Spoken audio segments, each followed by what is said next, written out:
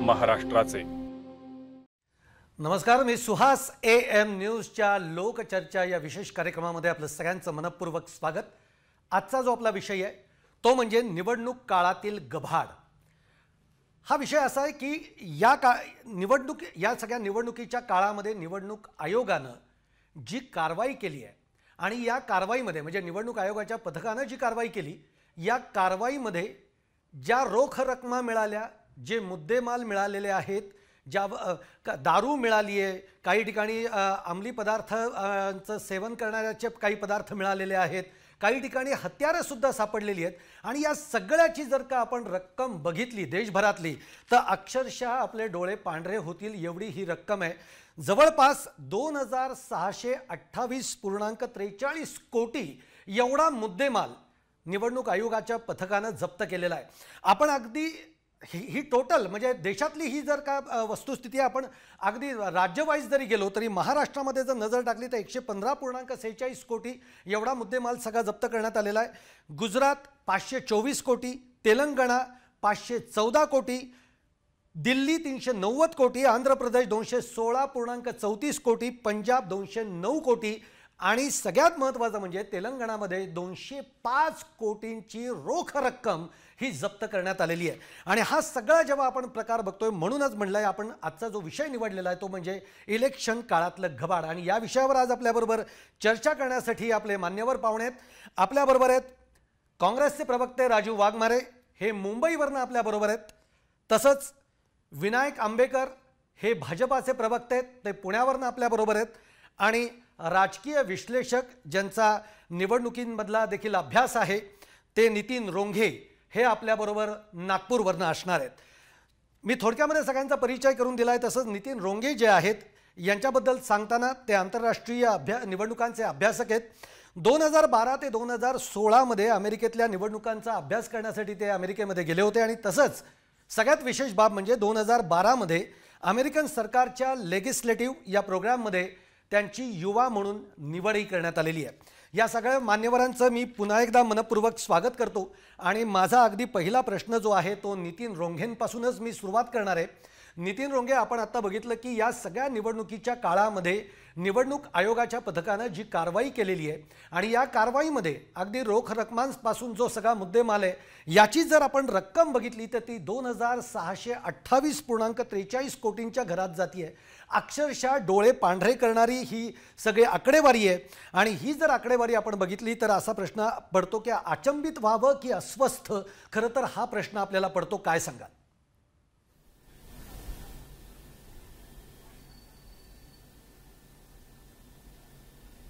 हिंदीत ज्याला आपण म्हणतो ये तो अभी बस सुरुवात है, ही सुहास सर फक्त सध्याची सुरुवात आहे।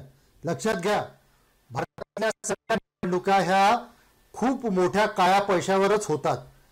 एका स्वयंसेवी संस्थेचा अंदाज आहे की भारतातील पूर्ण या जनरल इलेक्शनचा खर्च जवळपास 50,000 कोटींच्या घरात जाईल, ज्यापैकी बहुतांश काळा पैसा म्हणजे ब्लॅक मनी राहील। त्यामुळे हे जो पैसा आज आपल्याला दिसतोय जो जवळपास जप्त झालेला आहे, this is just the tip of the iceberg, हे हिमनगाचं एक टोक आहे। हे सापडलं म्हणून आज आपल्या लक्षात आलं। बघा तुम्ही, पहिला आणि दुसरा चरण आजच संपलेला आहे, याच्यात आतापर्यंत किती पैसा खर्च झाला, किती ब्लॅक मनी खर्च झाला असेल याचा अंदाज तुमच्या आमच्यासारखे सामान्य लोक लावू सुद्धा शकत नाही। ही जस्ट एक सुरुवात आहे, याच्या पुढे बरंच काही बघायला मिळणार आहे, हा माझा विश्वास आहे या इलेक्शनमध्ये। सर, तुम्ही म्हणताय तसा हा जर सगळा काळा पैशाचा सगळा जर हा प्रकार आहे म्हणजे हा सगळा काळाच पैसा आहे, म्हणजे दुसरं काहीच असू शकत नाही। राजू वाघमारे, प्रश्न तुम्हाला असाच आहे की नोटबंदीचा खरं तर निर्णय हा मोदी सरकारने घेतला आणि काळा पैशावर आम्ही घाला घालतोय असं मोदी त्यावेळेला म्हणाले। जर काळ्या पैशावर घाला पडलेला आहे तर मग हे सगळं गौड बंगाल काय आहे जो ही एवढी मोठी आकडेवारी आपण बघतोय, जी डोळे विस्फारणारी आकडेवारी आहे?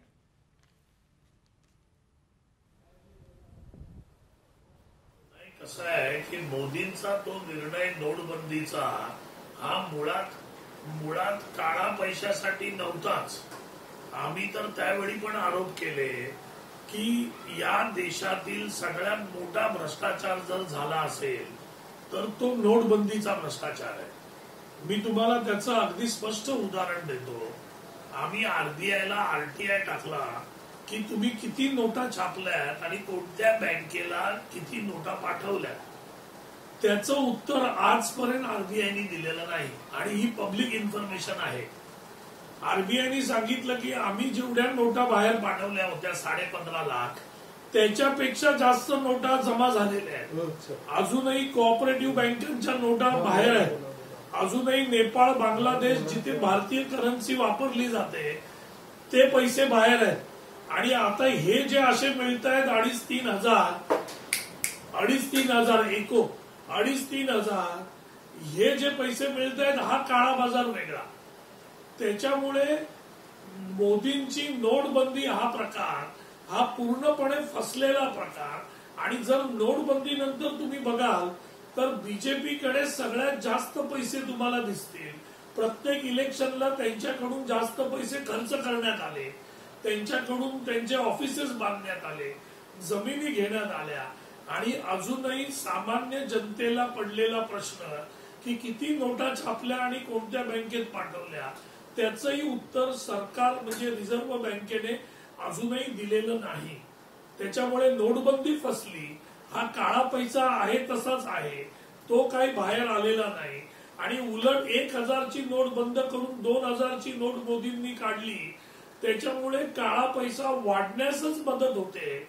त्याच्यामुळे हे जे काही बीजेपीने केलं, हे जे बीजेपीने केलेलं आहे हे पूर्णपणे काळा पैसा, काळा धंदा आणि भ्रष्टाचाराचा सगळ्यात मोठा प्रकार हा मोदींनी आणि बीजेपीने नोटबंदी म्हणून केला. हे याच्यातून सिद्ध झालेलं आहे. त्याच्यामुळे हे पैसे तुम्हाला दिसत आहेत. जे ते म्हटले की नोटबंदीमुळे काळा पैसा सगळा बाहेर येईल, तर काळा पैसा आत्ताच्याही निवडणुकामध्ये दिसतोय आपल्याला. आंबेकर, हा काळा पैसा तर बाहेर आला नाही, मग हे काय चाललंय सगळं? अक्षरशः डोळे विस्पारणारी ही सगळी गोष्ट आहे. आज देशामध्ये 2,000 कोटीचा सगळा मुद्देमाल जप्त होतोय. हा सगळा काळाच पैसा नाही तर काय आहे दुसरं?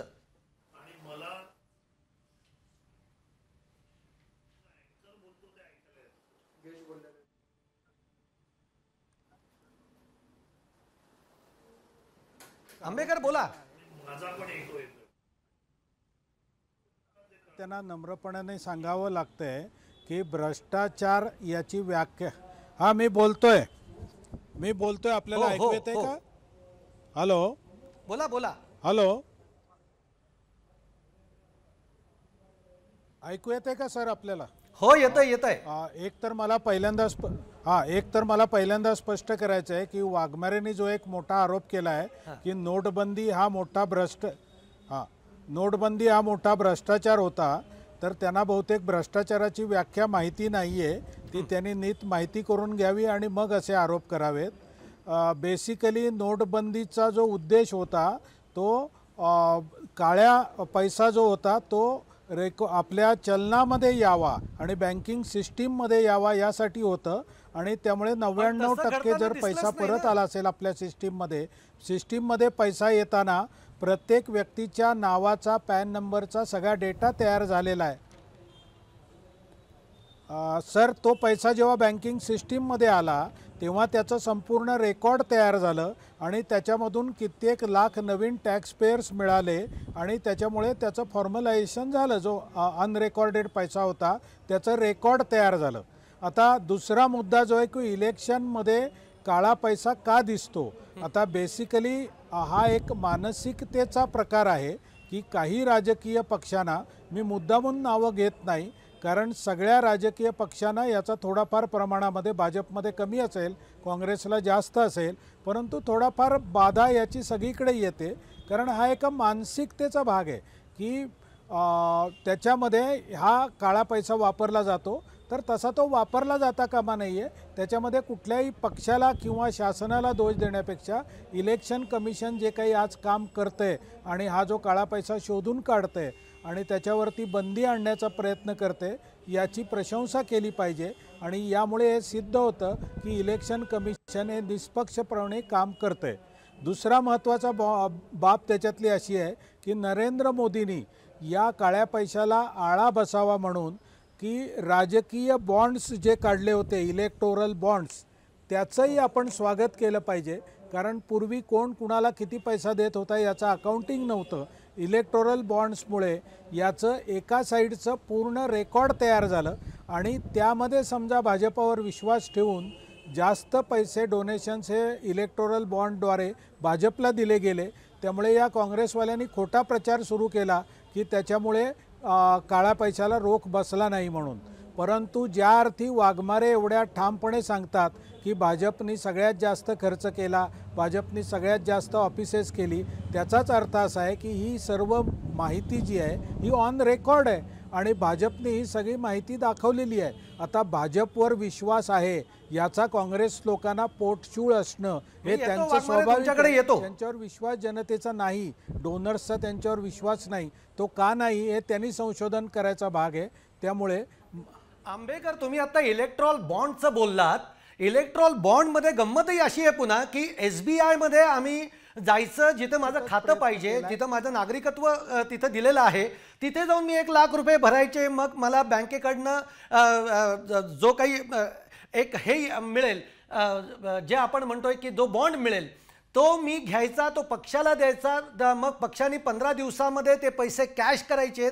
तुम्ही जर म्हणत असाल की हे सगळं म्हणजे कोण देतंय, पक्षाला कोण पैसा देतंय याचं नाव जाहीर होणार नाही आहे, पण याच्यावर आंबेकर आपला विश्वास बसतो का हो? कारण या ज्या सगळ्या बँका आहेत या पुन्हा रिझर्व्ह बँकेच्या अंडर आहेत आणि आज सगळं केंद्र जे आहे या केंद्राच्या अंडर हे सगळ्या गोष्टी येत आहेत. म्हणजे आत्तापर्यंत आपण जे बघितलंय सगळ्या स्वायत्त संस्थांवर आज ज्या पद्धतीने मोदी सरकार ज्या पद्धतीने या यंत्रणा आपल्या सोयीने राबवून घेतात, अशा काळामध्ये या गोष्टी गुप्त राहतील का? रोंगे, तुम्हाला काय वाटतं? हे इलेक्ट्रॉल बॉन्डचा जो संदर्भ जोडताय त्याला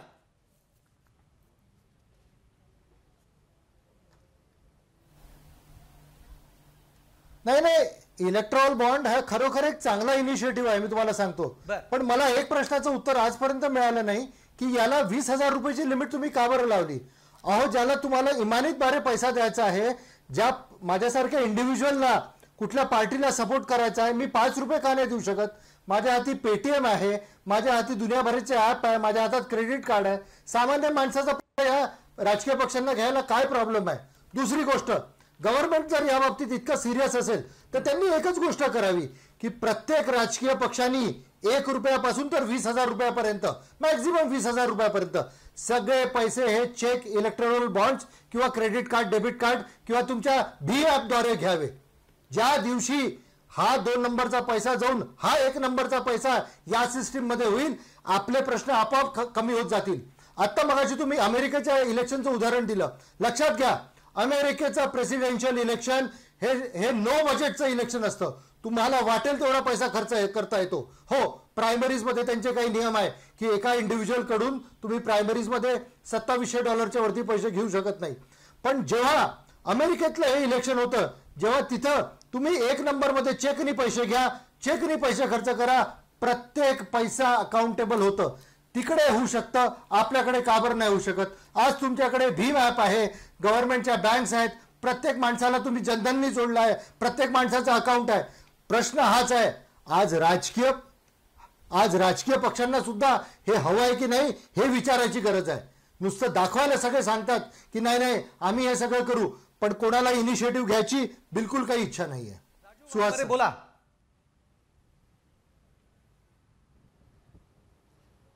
कसं आहे, आपण विषय बदलतोय. यांनी हा मुद्दाम इकडे इलेक्शन आपण यांनी इलेक्शन बॉन्डचा जो विषय मानसिक प्रकाराचं हेही जोडलेलं आहे. बोला. या इलेक्शन मध्ये वापरला जातोय, ऐकून घ्या. आपण जो काळा पैसा जो वापरला जातोय की तो काळा पैसा हा पूर्णपणे नोटबंदीचा प्रकार म्हणून मोदी जे सांगत होते, आज मोदी नोटबंदीवर एकही शब्द बोलायला तयार नाही. कारण संपूर्णपणे सगळीकडे हे फसलेलं आहे. उलट भारताची अर्थव्यवस्था 90 लाख लोकांचे नोकऱ्या गेल्या, स्मॉल आणि मीडियम उद्योग बंद पडले. नोटबंदीपासून आतापर्यंत 25% घट ही लोकांच्या धंद्यामध्ये आली. देशाला 50 वर्ष मागे घेऊन गेले आणि यांना लाज वाटत नाही. हे सांगतायत अगदी स्पष्टपणे की आमचं अकाउंटेबल आहे म्हणून बाकीच्यांना कळलं. अहो, बीजेपी किती खर्च करते ते दिसतंय समोर. वाघमारे, मुद्दा एक आहे, तुम्ही ज्या काळ्या पैशाबद्दल बोलताय, पण आजचा विषय आता जी काही सगळी कारवाई निवडणूक आयोगाकडनं झाली, ज्याच्यामध्ये जे मुद्देमाल जप्त झालेत, या सगळ्यामध्ये विरोधकच जास्त आहेत, म्हणजे सत्ताधारी फार कमी सापडत आहेत त्याच्यामध्ये. म्हणजे हे विरोध, आता आपण वेल्लोरचं जर का उदाहरण घेतलं तर तिथं द्रमुक आहे, ज्या द्रमुक बरोबर काँग्रेसचं एक संधान आहे. म्हणजे विरोधकांकडे हा सगळा जो मुद्दामाल जप्त होतोय याच्यामध्ये जास्त विरोधक दिसत आहेत. काही एक खोटे आरोप करू नका. उलट ज्यावेळी नोटबंदी झाली त्यावेळेचा रेकॉर्ड बघा. प्रत्येक बीजेपीच्या नेत्याकडे नोटबंदीच्या काळात पैसे सापडले. त्याचं उत्तर तुम्ही काय द्याल? अहो, आम्ही उत्तर मागितलंय ना आरटीआयचं, त्याचं उत्तर द्या. किती नोटा छापल्या, कोणत्या बँकेला किती नोटा गेल्या, का देत नाही रिझर्व्ह बँक आतापर्यंत? याचं सरळ गणित आहे की एवढा बंदीचा विषय नाहीये आज इलेक्शन फंडिंगचा विषय. तुम्ही चुकीच्या विषयावर उगीच लेक्चर देऊ नका.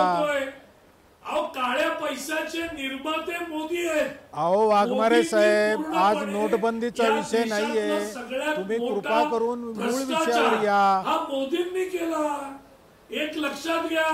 आणि दुसरा मुद्दा नाही, मुद्दा आपला जो चाललाय की जो आताच्या निवडणुकीमध्ये ज्या पद्धतीने आज जेवढ्या रकमेचा मुद्देमाल जप्त होतोय, ज्याच्यामध्ये रोकड आहेत, आणि या रोकड म्हणजे मतदारांना सगळ्यांना आकर्षित करण्यासाठीचे हे सगळे प्रयत्न चालू आहेत. राजू वाघमारे, याचा अर्थ काळा पैसा आहे ना. मग मोदी जे म्हणतात काळा पैसा गेला, काळा पैसा कुठे गेला?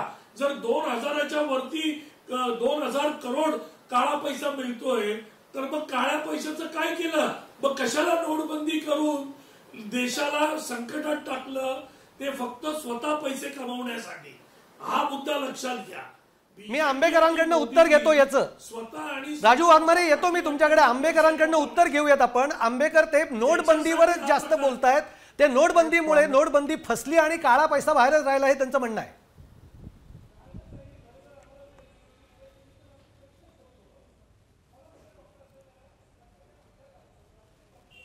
वाघमाऱ्यांचे बरेच पैसे नोटबंदीमुळे वाया गेले असतील, म्हणून त्यांना एवढं झोंबले नोटबंदी. आजचा मूळ विषय कुठला आणि कुठल्या विषयावर बोलतायत ते. परंतु मला जे पूर्वी आपले ज्येष्ठ तज्ज्ञ ज्यांनी काही गोष्टी मांडल्या त्याबद्दल आवर्जून बोलायचं आहे. त्यांनी असं सांगितलं की इलेक्टोरल बॉन्ड्सवरती 20,000 रुपयाची मर्यादा आहे. मी नम्रपणे आंबेकर, नम्रपणे त्या तज्ज्ञांना सांगू इच्छितो की इलेक्टोरल बॉन्ड्सवरती कुठलीही अप्पर मॉनिटरी लिमिट नाही. इलेक्टोरल बॉन्ड्स ही अतिशय स्वच्छ आणि सुंदर अशी कल्पना आहे, नॉवेल आयडिया आहे मोदीजींनी दिलेली. याच्यामध्ये जो परचेसर आहे तो स्वतःचे सगळे KYC पेपर्स देऊन स्टेट बँकेतून एक बॉन्ड विकत घेतो, आणि हा बॉन्ड विकत घेतल्यानंतर तो त्याच्या इच्छेनुसार ज्या पॉलिटिकल पार्टीला तो बॉन्ड द्यायचा असेल त्या पॉलिटिकल पार्टीला तो बॉन्ड देतो. एक गोष्ट लक्षात घ्या, त्याचे KYC डॉक्युमेंट स्टेट बँकेमध्ये जमा आहेत. तो माणूस ॲनॉनिमस नाही, इथे कुठलाही काळा पैसा जमा होऊ शकत नाही. दुसरा महत्त्वाचा मुद्दा, जो डोनर आहे तो याचं इन्कम टॅक्समध्ये बेनिफिट घेतो. ATGGC सेक्शन खाली त्याला 100% donation to contribution to political party म्हणून डिडक्शन मिळतं. त्यामुळे त्याच्या इन्कम टॅक्स रिटर्नमध्ये सुद्धा तो पैसा दाखवतो. दुसरा महत्त्वाचा विषय त्याच्यातला असा आहे की जेव्हा हे पैसे स्टेट बँकेमध्ये जमा होतात तेव्हा पॉलिटिकल पार्टीला ते पैसे आपल्या खात्यामध्ये ट्रान्सफरनी जमा होतात. त्यामुळे याच्यामध्ये कुठलाही काळा पैसा इन्व्हॉल्व नाही. इलेक्टोरल बॉन्ड्स ही अतिशय सुंदर कल्पना आहे.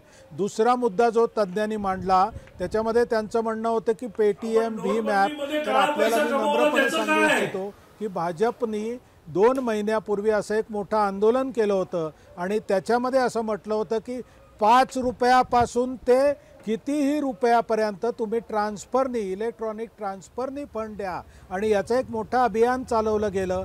भाजपचे 10 कोटी सदस्य आहेत आणि त्याच्यापैकी भरपूर लोकांनी याच्यामध्ये इलेक्ट्रॉनिक ट्रान्सफरद्वारे भाजपला देणग्या दिलेल्या आहेत. आणि वाघमारे साहेबांच्या माहितीसाठी सांगू इच्छितो, प्रत्येक राजकीय पक्षाला इलेक्शन कमिशनला वर्ष संपल्यानंतर एक रिटर्न भरावा लागतो आणि त्या रिटर्नमध्ये 20,000वरच्या सगळ्या डोनर्सची पॅन नंबर, बँक, ब्रँच अशी सगळी माहिती द्यावी लागते. या काँग्रेसच्या लोकांना इटलीमधले पैसे पाठवायचे आणि ते इलेक्शन लढायच्या अशी घाणेरडी सवय लागलेली आहे. त्यामुळे मला माझं डोकं व्यवस्थित रोंगे तुम्ही बोला, रोंगे तुम्ही बोला. एटीएम कुठे आहे? येतो राजू वाघमारे तुमच्याकडे येतो. आपण नॉलेज जुने आहे, जरा अपडेट करून घ्या. आंबेडकर साहेबांनी खूप चांगलं एक मिनिट रोंगेंना बोलू द्या. मी येतो तुमच्या दोघांकडेही येतो. मी दोघांकडेही येतो. रोंगे बोला.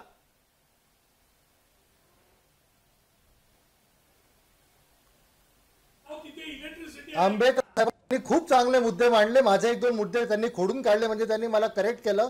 मी त्याबद्दल त्यांचा आभारी आहे. आंबेडकर साहेब, एकच गोष्ट, जर तुम्ही इतकं अभियान राबवलं, तुम्हाला म्हणजे पांढऱ्या पैशाबद्दल इतकं प्रेम आहे, तुमच्या पक्षाने मग मागच्या फायनान्शियल इयर मध्ये 57% पैसा का बरं अनडिस्क्लोज सोर्सेस कडून घेतला? बस एवढ्या एका प्रश्नाचं उत्तर द्या. फक्त एका प्रश्नाचं उत्तर द्या की तुमच्या पक्षाने ज्याची माहिती नेटवर अवेलेबल आहे, ज्याची माहिती आज पब्लिक डोमेन मध्ये अवेलेबल आहे, तुम्ही 57% पैसा का बरं अनडिस्क्लोज सोर्सेस कडून घेतला? बस एवढं याचं उत्तर. आंबेकर बोला. मागच्या फायनान्शियल इयर मधला कॅश डोनेशन बद्दलचा मागच्या फायनान्शियल इयर मधला कॅश डोनेशन बद्दलचा जो रूल होता त्याच्या वाघमारे साहेब बोलू द्यावं. तुम्ही ते तुमचं नेहमीचं गप्प करा, जरा गप्प बसा. बोला बोला आंबेकर. मागच्या फायनान्शियल इयर मध्ये कॅश डोनेशन वरची जी लिमिट होती ती जास्त होती, त्यामुळे कॅश डोनेशन काही घेतली गेली. बोलतोय मागच्या फायनान्शियल इयरमध्ये कॅश डोनेशन रिसीव करण्याविषयीची जी मर्यादा होती इन्कम टॅक्स ॲक्ट प्रमाणे ती मोठी होती, त्यामुळे कॅश डोनेशन घेतली गेली, ज्याचा नियमाप्रमाणे कुठलाही डिस्क्लोजरची संबंध नव्हता, त्यामुळे ते अनडिस्क्लोज असे म्हटले गेले. परंतु यावर्षी फायनान्शियल इयरमध्ये 2000च्या वरचं कुठलंही कॅश डोनेशन घेता येत नाही असा इन्कम टॅक्सनीच रूल केलेला आहे. तो आम्ही स्ट्रिक्टली फॉलो केलेला आहे 18-19 मध्ये, आणि आमच्याकडे कुठलाही अनडिस्क्लोज मनी तुम्हाला दिसणार नाही असं मी रोंग्यांना सांगू इच्छितो नम्रपणाने. ओके, मी इथे एक छोटासा ब्रेक येणार आहे कारण ब्रेकची वेळ झालेली आहे. पण ब्रेक नंतर आल्यानंतर आपण वेल्लोरमध्ये निवडणूक आयोगानं निवडणूक रद्द केलेली आहे आणि हा जो निर्णय घेतलेला आहे अतिशय स्वागतार्ह निर्णय आहे. याही बाबतीमध्ये आपण जाणून घेणार आहोत. एक छोटासा ब्रेक घेऊयात, कुठेही जाऊ नका, पाहत राहा AM न्यूज स्पंदन महाराष्ट्राचं. नंतर आपलं सगळ्यांचं स्वागत आहे. मी आंबेकरांकडे जाणार आहे. आंबेकर, निश्चलीकरणामुळे म्हणजेच कॅशलेसमुळे काहीही साध्य झालेलं नाही असा अहवाल रिझर्व्ह बँकेचे आधीचे गव्हर्नर जे आहेत उर्जित पटेल यांनी दिलेला होता आणि लगेचच उर्जित पटेल यांची तडकाफडकी बदली झाली. तिथे शक्तिकांत दास यांची नियुक्ती झाली. हा सगळा योगायोग फार महत्त्वाचा वाटत नाही का हो तुम्हाला? मी हा प्रश्न याच्यासाठी विचारला कारण शक्तिकांत दास जेव्हा त्यांनी त्यांचा पदभार स्वीकारला त्याच्यानंतर लगेचच निवडणुका आल्या आणि आता आपण बघतोय की या निवडणुकांमध्ये जवळपास 2000 कोटी काळा पैसा हा बाहेर फिरतोय.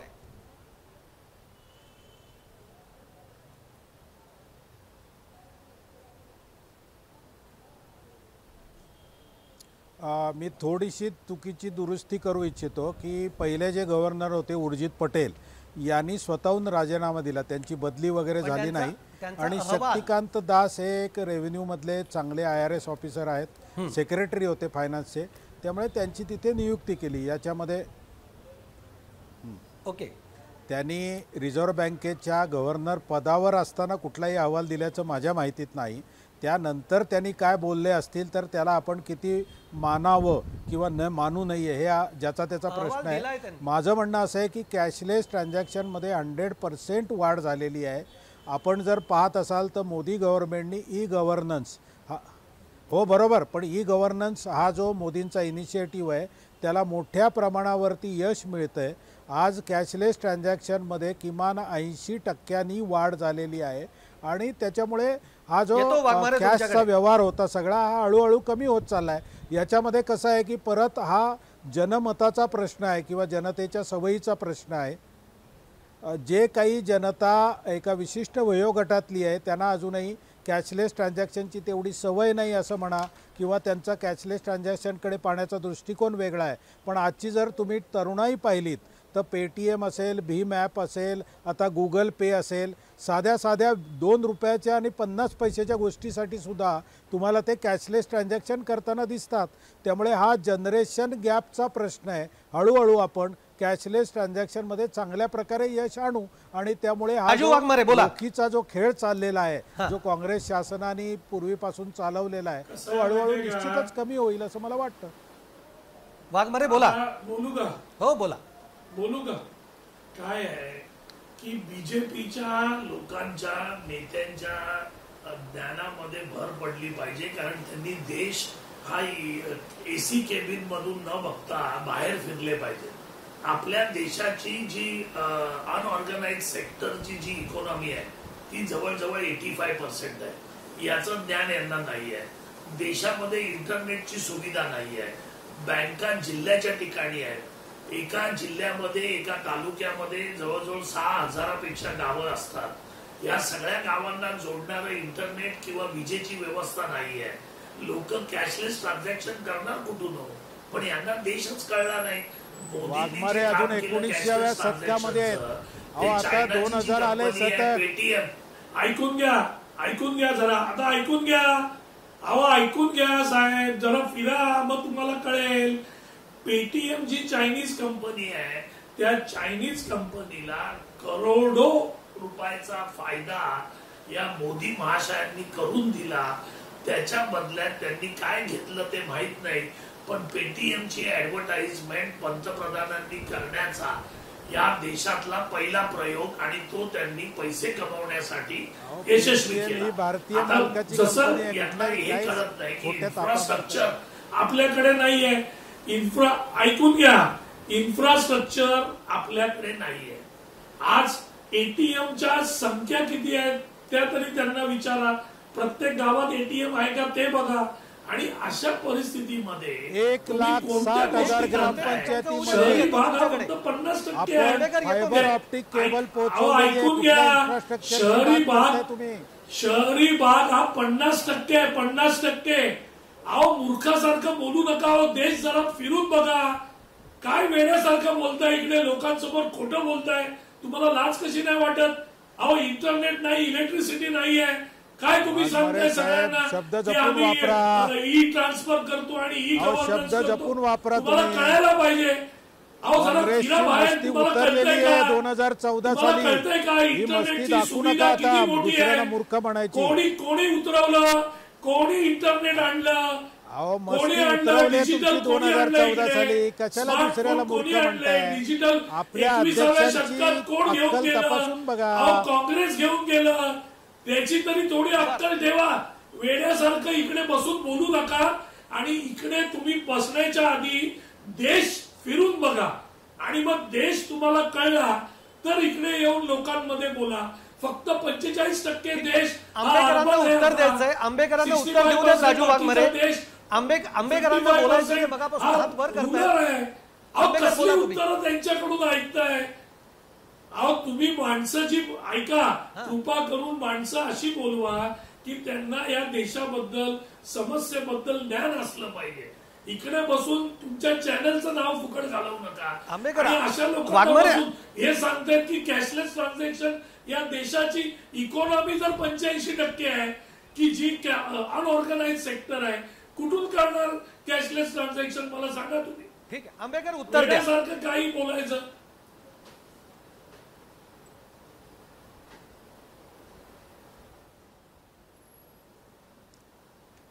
त्यांना आधी बंद करा. बेसिकली त्यांच्या वयानुसार मी त्यांना नमस्कार करतो, परंतु वाघमारे साहेब दुसऱ्याला मूर्ख म्हणणं फार सोपं असतं.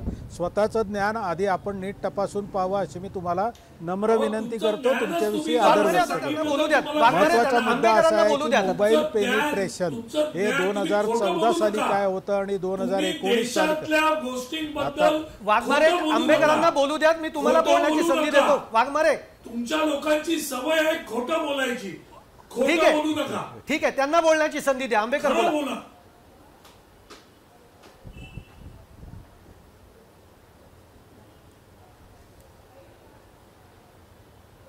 मी जनतेला एवढंच सांगू इच्छितो की दुसऱ्याला खोटं म्हणण्याने स्वतः खरं होत नाही हे त्यांनी लक्षात घ्यावं.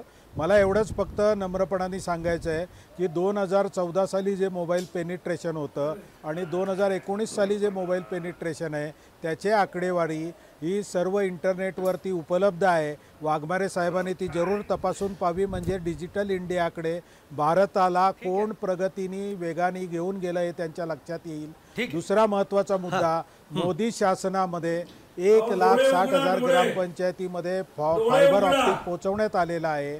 गावोगावी मोबाईलची सुविधा, टॉवर्स उपलब्ध व्हावे. या आता बोलू द्या वाघमारे साहेब, बोलू द्या मला. तुम्ही फार ज्ञानी आहात, गप्प बसा जरा. तर बेसिकली तर रोंगे मी तुमच्याकडे येतो. मी दोघांनाही थांबवतो कारण तुमचे वाद काही थांबणार नाहीत. रोंगे मी तुमच्याकडे येतो. माझा मुद्दा पुन्हा हा आहे की ज्या कॅशलेस बद्दल सगळा गवगवा झाला, पण जे उर्जित पटेल जे आहेत की ज्यांचं म्हणणं होतं की या कॅशलेसनी काही साध्य झालं नाही, ज्याच्यावर आता हे दोघं एकमेकांची आपली मतं मांडतायत, काय सांगाल तुम्ही नेमकं? कारण आज शेवटी काळा पैसा जो बाहेर फिरायचा आहे तो फिरतोय आणि अतिशय मोठ्या प्रमाणात तो काळा पैसा फिरतोय.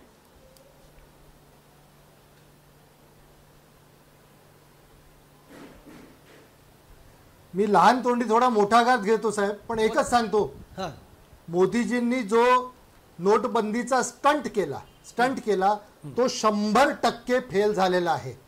मागच्या याच्यात जेवढी कॅश होती त्यातली 99 पॉइंट काही टक्के परत सिस्टीम मध्ये परत आलेली आहे. आणि आताचे आरबीआयचे फिगर्स आहेत, नोटबंदीच्या वेळेस म्हणजे 8 नोव्हेंबर 2016ला जी कॅश होती त्याच्यापेक्षा जवळपास 17 ते 19% कॅश आता सिस्टीम मध्ये जास्ती आलेली आहे. हे दोन मोठे पक्ष भांडतायत, पण एक गोष्टीकडे आता आपलं दुर्लक्ष होत आहे. 2600 कोटी रुपयाचे आपण असेसमेंट केलं की आता या सेकंड फेज पर्यंत कॅश आणि इतर वस्तू सापडल्या. साहेब सांगताना एक गोष्टीचं कोणालाच या गोष्टीचं वैषम्य नाही आहे किंवा लाज सुद्धा वाटत नाही आपल्याला हे सगळं करत असताना किंवा ह्या गोष्टी आपल्या कानावर येत असताना, की लक्षात घ्या या 2600 कोटीमुळे 1300 कोटी रुपयाची कॅश सापडली आणि काहीशे कोटी रुपयांचे ड्रग्ज सापडले. बरोबर. 1.5 कोटी लिटर दारू सापडली. म्हणजे या गोष्टी आपण आपले किती अधोगतीला चाललो आहे. आतापर्यंत आपण पैसा द्यायचो, आता दारू द्यायचो, आता आपण ड्रग्ज, सोने चांदी सुद्धा द्यायला लागलो. उद्या देश विकून खातील हे लोक. जर यांना, पण याचं कुठेही तुम्हाला वैषम्य वाटत नाहीये की आज 2600 कोटी एवढी रक्कम आज बाहेर आहे. सर एक मिनिट रोख पार पडतीये आणि दारू, अंमली पदार्थ अशा पद्धतींवर माल जप्त होत आहेत, याचं कुणालाही सुतक पडलेलं नाहीये. राजू वाघमारे, पहिली गोष्ट की याचं हा गंभीर एकच मिनिट वाघमारे सर, एक मिनिट. वाघमारे येतो मी तुमच्याकडे. रोंगे बोला.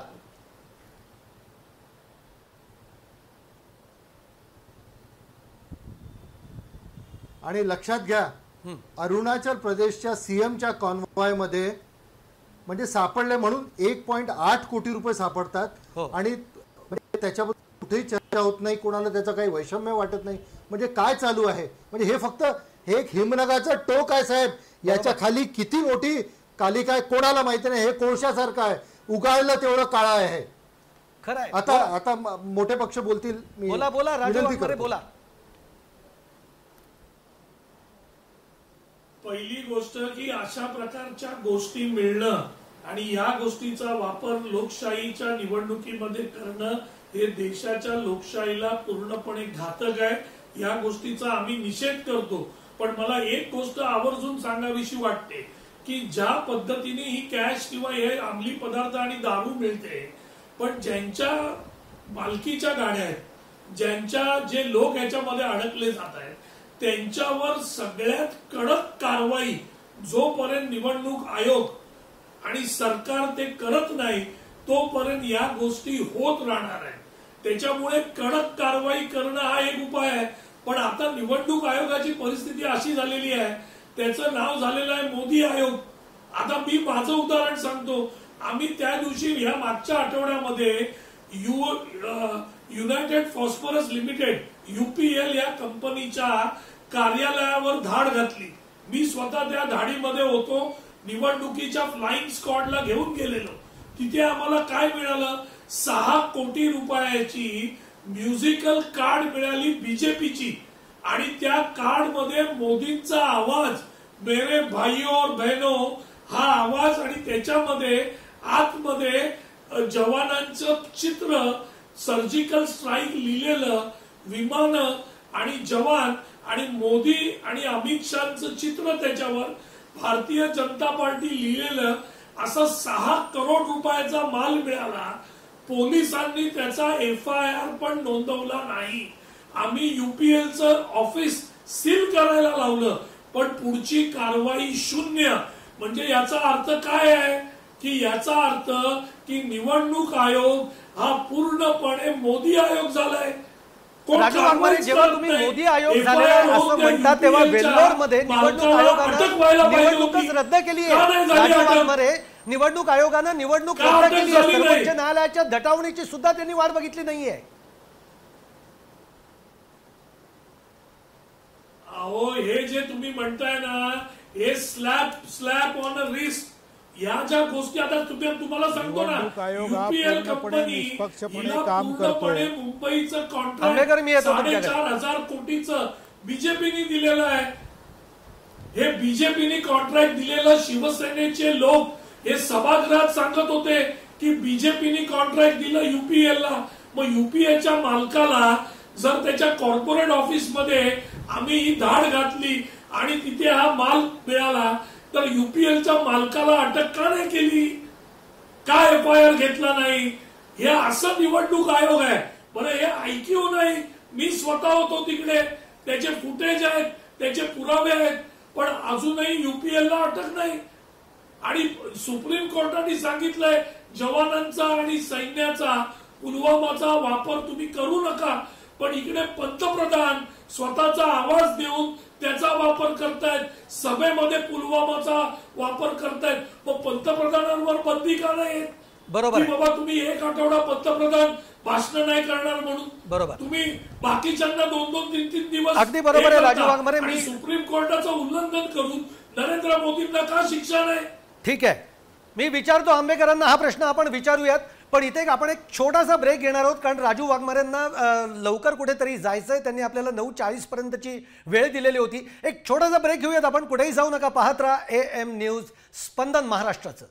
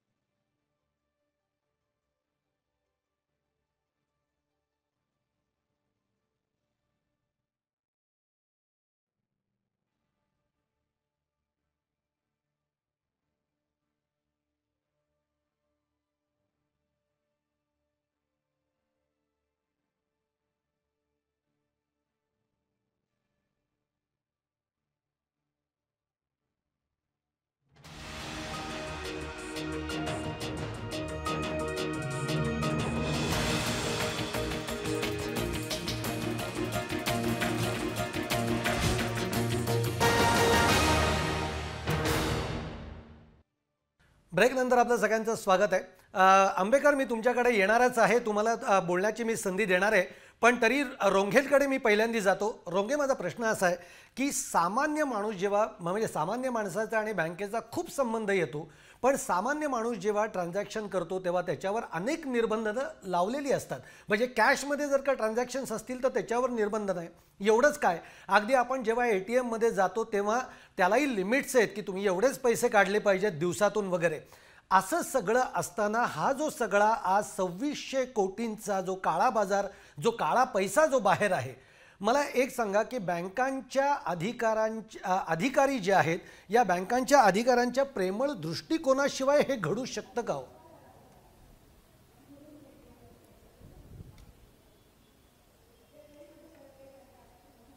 शंभर टक्के शक्य आहे सर, 100% शक्य आहे. आणि लक्षात घ्या, ही राजकारण्यांची एक संपूर्ण डिझाईन केलेली सिस्टीम असते. बरोबर. यांना पैसे सगळीकडून व्यवस्थित ज्या पद्धतीने हव्यात त्या पद्धतीने आणता येतात, वापरता येतात, त्याचा विल्हेवाट लावता येतो. हे बघा, तुम्हाला आम्हाला प्रॉब्लेम आहे की आम्ही 3 ट्रान्झॅक्शनच्या वरती करू शकत नाही. 200-200 कोटी रुपये एका माणसाच्या घरी सापडतात. तुम्ही आम्हाला एक 20,000साठी आम्ही तरसून जातो. आणि एक संपूर्ण सिस्टीम आहे सर या देशात. आणि या देशातल्या भ्रष्टाचाराचं मूळ जर काही असेल तर या देशात दर 5 वर्षांनी किंवा दर वर्षीच जवळपास होणाऱ्या निवडणुका. लक्षात घ्या, एका साध्या नगरसेवकाच्या निवडणुकीत लोक 1-2 कोटी रुपये खर्च करतात. ही लोकसभेची निवडणूक आहे.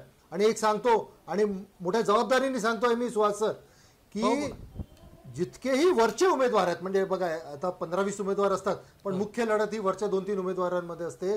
त्यांचा जो खर्च आहे, जो पूर्ण इलेक्शनचा खर्च दाखवतात, तो जर तुम्ही कदाचित त्याचं ॲनालिसिस केलं, प्रत्येक गोष्टीचा त्याचा खर्च काढला, जो पूर्ण इलेक्शन पिरियडमध्ये दाखवलेला खर्च आहे तो कदाचित त्यांचा एका दिवसाचा इलेक्शनचा खर्च असतो. आणि हा खर्च मॅनेज होतो, कॅशमध्ये मॅनेज होतो, लोक खर्च करतात. आणि एक पूर्ण सिस्टीम झालेली आहे देशात. अगदी बरोबर की पैसा खर्च करायचा, इलेक्शनमध्ये निवडून यायचं, परत तो कमवलेला पैसा परत इलेक्शन मध्ये लावायचा, आणि ती सिस्टीम पुढे चालत आहे. 70 वर्ष हेच चालत आहे. गेल्या 5 वर्षातही हेच चालत आहे. काळामध्ये म्हणजे आता जसं रोंगे म्हणतायत की दर वर्षाला येणाऱ्या ज्या निवडणुका आहेत हेच खरं तर भ्रष्टाचाराचं मूळ आहे. आज तुम्ही इलेक्शन आले की जाहिरातींवर खर्च करता, तुमचे नेते हे हेलिकॉप्टर शिवाय जात नसतात. हा सगळा पैसा येतो कुठून हो तुमच्याकडे?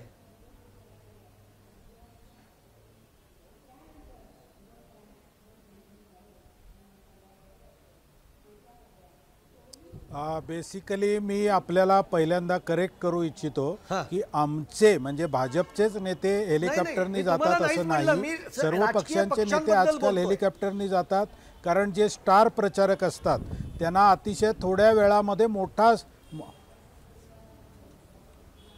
Okay no problem.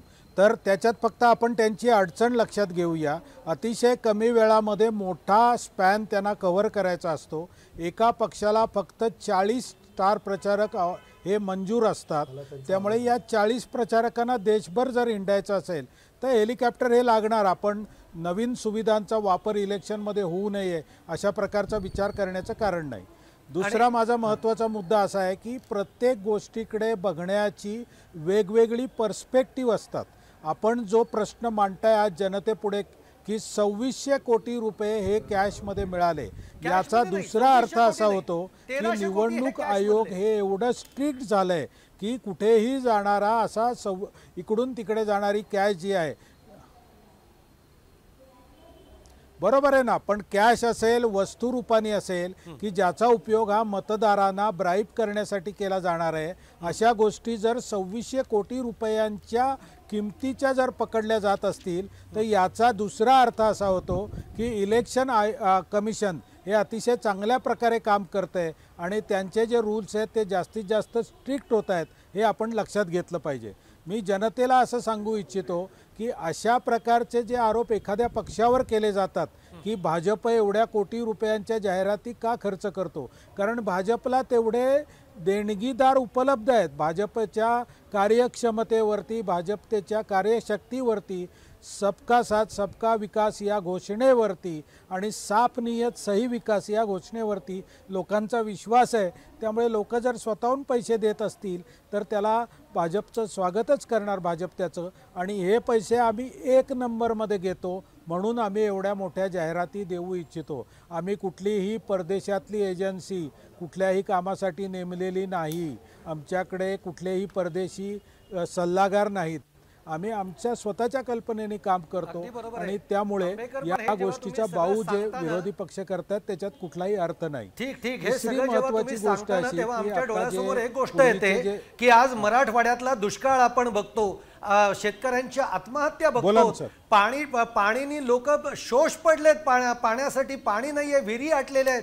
अशा वेळी भाजपवर विश्वास टाकून असे जे देणगीदार आहेत ते पुढे का नाही आहेत? हा सगळा दुष्काळ मिटवण्यासाठी फक्त जाहिरातींवर खर्च करण्यासाठी हा देणगीदार का उभा राहतो?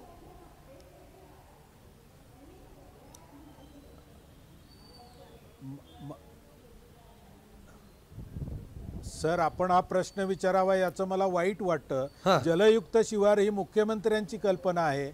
आधीच्या राष्ट्रवादीच्या नेत्यांनी 75,000 कोटी रुपयाचा घोटाळा केला आणि जे जनतेचे पैसे होते झालेले आहेत. टॅक्सपेयरचे ते वाया घालवले. येतो मी तुमच्याकडे, परंतु बजेट नसताना सुद्धा माननीय देवेंद्रजी फडणवीस यांनी जनतेच्या सहभागाने मोठ्या प्रमाणावरती जलयुक्त शिवाराची कामं केली ठीक आहे. आणि या जलयुक्त शिवारमध्ये लोकांचा पैसा, त्या गावकऱ्यांचा पैसा, मोठ्या मोठ्या ट्रस्टचा पैसा, मोठ्या उद्योजकांचा पैसा ठीक. अतिशय त्यांनी कल्पकतेने वापरलेला आहे. त्यामुळे आम्ही सगळीकडे सगळ्यांचा विकास करण्याचा प्रयत्न अगदी, करतो. अगदी. महाराष्ट्रातल्या देवेंद्रजी फडणवीस शासनाने पाण्याचा प्रश्न जेवढ्या गंभीरपणे घेतला आता आपला तो तेवढ्या विषय नाही आजपर्यंतच्या आंबेडकर, पण पूर्वीच्या 15 जलयुक्त शिवारातला वर्षाच्या भ्रष्टाचार काँग्रेस सुद्धा समोर राष्ट्रवादी येत सरकारने आहेत. घेतला नव्हता. म्हणजे खरं तर ते मुख्यमंत्र्यांची धरणामध्ये ही मुतण्याची खूप भाषा करत होते. स्वप्नातली आम्ही त्यांची सगळी धरणामध्ये ही पाणी कल्पना आहे, पण साठवण्याची आज भाषा. ती किती टक्के यशस्वी होती आहे आणि अनेक ठिकाणी भ्रष्टाचाराची प्रकरणही बाहेर येत आहेत. याच हा सगळा सविस्तर बोलण्याचा विषय आहे. पण रोंगे, तुम्ही याच्यावर बोला, तुम्हाला मत मांडायचं आहे म्हणून. पण शेवटी माझा मुद्दा हाच आहे, म्हणजे आता आपल्याकडे वेळ कमी आहे म्हणून रोंगे मी तुम्हाला एकत्रित बोलण्याला हे सांगतो की अशा पद्धतीचा जो सगळा काळा पैसा आहे किंवा जो भ्रष्टाचार आहे, हा सगळा न होण्यासाठी किंवा हा संपण्यासाठी जो पक्ष निधी उभारण्याची जी काही एक प्रक्रिया आहे ही कुठेतरी पारदर्शक व्हावी, अशी आता वेळ आलेली आहे की नाही?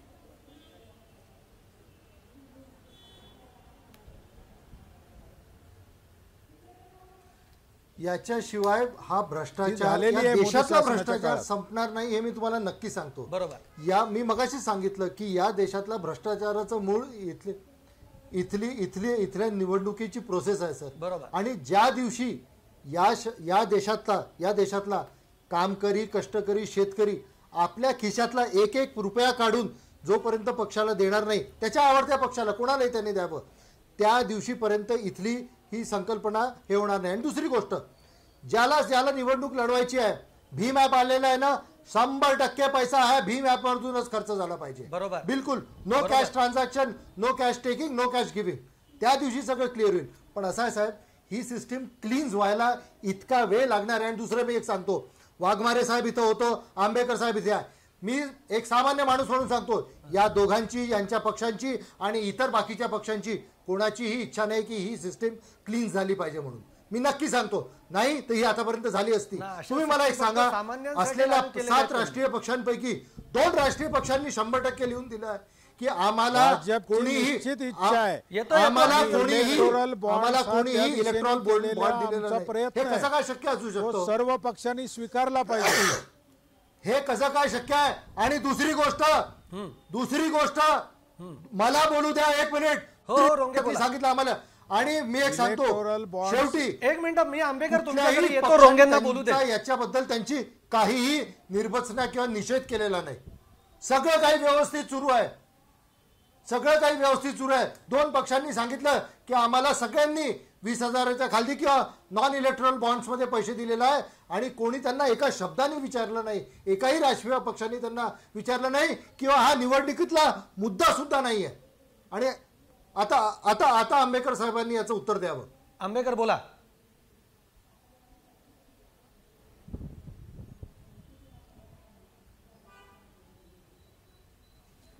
हां, बेसिकली त्यांची जी माहिती आहे ती जुन्या वर्षातली आहे. 2000च्या वरची कॅश डोनेशन आता इन्कम टॅक्स ॲक्टप्रमाणे घेता येत नाहीत. हा रूल 18-19 या आर्थिक वर्षासाठी लागू होता.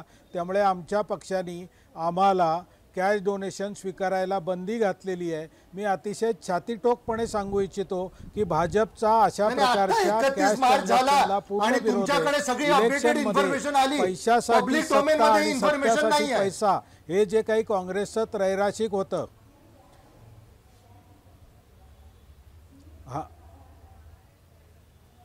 पब्लिक डोमेन मध्ये जेव्हा नाही, मग इलेक्शन अरुणाचलचे कमिशनकडे आमचं मुख्यमंत्री रिटर्न 1.8 जाईल कोटी घेऊन काय त्यावेळेला करत होते इलेक्शन तुमच्या कमिशन मला एकच प्रश्नाचं उत्तर इन्फॉर्मेशन द्या. वेबसाईटवर एक मिनिट, अरुणाचलचे मुख्यमंत्री तुमच्या इलेक्शन रॅलीमध्ये 1.8 करोड रुपये घेऊन काय करत होते?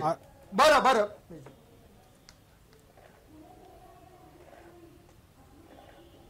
बोला आंबेकर. मला त्या घटनेची माहिती नाही, त्यामुळे मी त्याच्यावर कॉमेंट करू शकत नाही. परंतु मी तुम्हाला छातीटोकपणे हे सांगू इच्छितो की भाजपचा इलेक्शनमधल्या वस्तू आणि पैसा वापराला पूर्णपणे विरोध आहे. आम्ही अशा प्रकारांचा पूर्ण निषेध करतो आणि भाजपचा पाठिंबा हा पारदर्शकपणे इलेक्शन व्हावी, निवडणुकांमध्ये कुठल्याही मोहाचा लोभाचा बळी पडू नये मतदारांनी, असं माझं नम्र निवेदन आहे. आणि शाश्वत विकासासाठी मोदी सरकारलाच त्यांनी निवडून द्यावं असंही या निमित्ताने मी आवाहन करतो. ठीक आहे, आपल्याकडे आता वेळ संपत आलेला आहे, त्यामुळे मला इथेच थांबावं लागणार आहे. पण आपण सगळेजण या आपल्या चर्चेमध्ये सहभागी झालात त्याबद्दल मी तुमचे सगळ्यांचे मनपूर्वक पुन्हा एकदा धन्यवाद म्हणतो. पण शेवटी मुद्दा एकच आहे की जे अक्षरशः डोळे पांढरे करणारे हे आकडे आहेत, जो काळा पैसा इतका बाहेर फिरतोय, तेव्हा खरंच या पक्षांना आम्हाला हेच सांगावं असं वाटतं की बाबा रे, निवडणुकांमध्ये तुम्ही नक्की खर्च करा, परंतु आज कुठेतरी जी जनता गरिबीने त्रस्त आहे, आज अत्यंत दुष्काळाने पीडित आहे, आज शेतकरी आत्महत्या करत आहेत, त्यांच्या समस्यांकडे तुमचं लक्ष जाऊ द्यात. आणि जो पैसा हा केवळ मतदारांना आकर्षित करण्यासाठी म्हणून जो वापरला जातोय, तो या कामी कुठेतरी वापरला जावा, हीच खरं तर अपेक्षा याच्यातनं आपण करूयात. इथेच आपण थांबूयात. पाहत राहा AM न्यूज, स्पंदन महाराष्ट्राचं.